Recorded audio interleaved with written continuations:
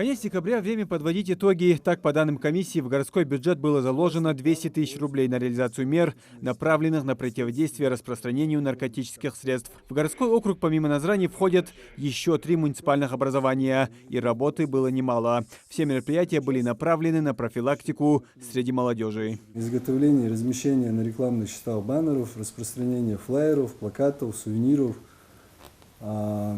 Также проводятся социальные опросы среди учащейся молодежи путем заполнения анкет.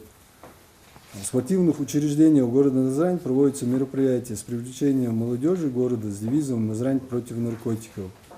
В 2021 году проведено 4 мероприятия. Справочные – это зал дзюдо, зал бокса, школа номер 9, стадион школы-лицея номер 1.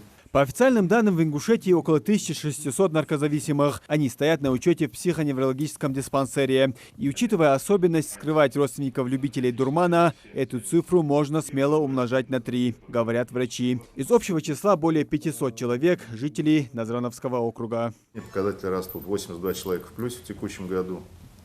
Это больше 5%.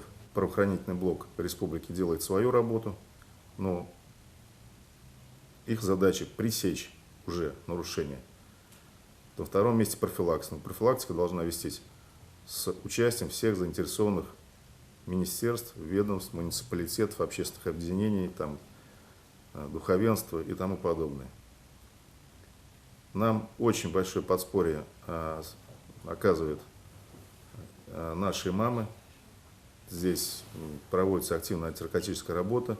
В 2021 году в республике перекрыли 6 каналов сбыта наркотиков. Ущерб запрещенному бизнесу нанесен на миллионы. Несколько десятков человек задержаны, причем речь идет о крупных торговцах, а не потребителях.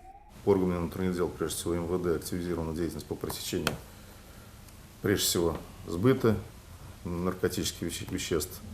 По последним данным, больше 50,5 килограмм изъято наркотиков, причем по наркотикам так называемой аптечной группы, это лирик, тропикамид и тому подобное.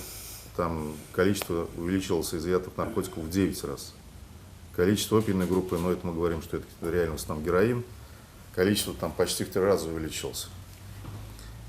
4 организованных преступных сообщества задержаны.